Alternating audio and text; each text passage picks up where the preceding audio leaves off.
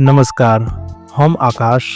आइ हम अहाँ सबके ल चल रहल छी मिथिलांचलक हृदय मिथिला हाट, जे मधुबनी जिलाक अररिया संग्राम में स्थित अछि। जखन हम अपन परिवार आ हमर बेटी संग ओतऽ गेलहुँ तऽ ओ अनुभव हमर जीवनक सबसँ सुखद पल में से एक छल। एतऽ प्रवेश करते अहाँके एगो अपनापन, एगो सुगंध आ एगो मिथिलाक पवित्रताक अनुभव हैत। एतऽ रहल मिथिलाक भोजनालय, जकरा अहाँ भनसाघर कहै छियै।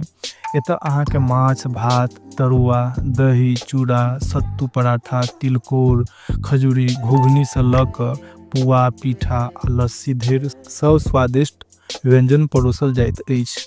लोक दूर दूर से सिर्फ एही भनसाघरक स्वादक लेल आबैत अछि। हर कौर में अहाँके अपन घरक स्वाद आ माय के हाथक स्नेहक अनुभूति हैत। देवाल पर सुंदर मधुबनी चित्रकला भित्ति चित्र बनल अछि, जकरा देखल मात्र मन हड़क उठैत अछि। एहि चित्र में अहाँके मिथिलाक संस्कृति, देवी देवता, विवाह संस्कार, लोक जीवनक झलक स्पष्ट देखो भेटत। मिथिला हाट में केवल भोजने नहीं, एतऽ मिथिलाक पेंटिंग, लोक कला, बाँस आ मृत्तिकाक बनल हस्तशिल्प। यदि अहाँ मिथिला के हाट जेबाक योजना बना रहल छी तऽ नजदीकी रेलवे स्टेशन अछि सकरी जंक्शन। सकरी से अहाँ बस पकड़ि खोपा दिस आबू। खोपा से 3-4 किलोमीटर पहिने अररिया संग्राम उतरू। बस स्टॉप से 5 मिनटक वॉकिंग डिस्टेंस पर मिथिला हाट अछि। बस के किराया अहाँ के 50 से 60 रुपया लगत खाली।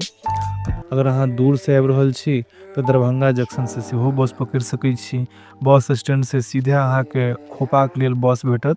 किराया अहाँ के 100 रुपया लगत आ समय अहाँ के 1 से 1.5 घंटा लगत।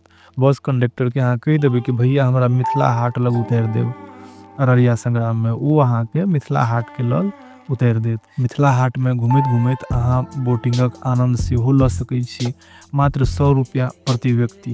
एही जलाशयक किनारा पर बैठल बयार आ लोक संगीतक स्वर मन के शांति दैत अछि। हमरा लेल ई स्थान केवल एगो पर्यटन स्थल नहीं, एहन जगह अछि जे मिथिलाक आत्मा से जुड़ैत अछि। एतऽ आबै मानू अपन जड़ से जुड़बाक समान अछि। हमरा गर्व अछि अपन मिथिला हाट पर। अहाँ सेहो एक बेर जरूर आउ।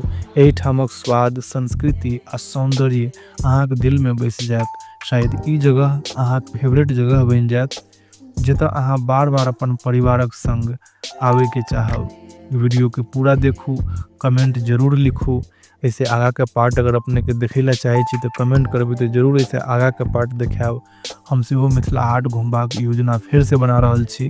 यदि वीडियो अपने सबके नीक लागल हुए तो लाइक, शेयर आ सब्सक्राइब जरूर करू मैथिली पाठशाला चैनल के, जतऽ हम अपन मातृभाषा, संस्कृति आ गौरवक प्रचार करैत छी। धन्यवाद। जय मिथिला, जय जननी मैथिली।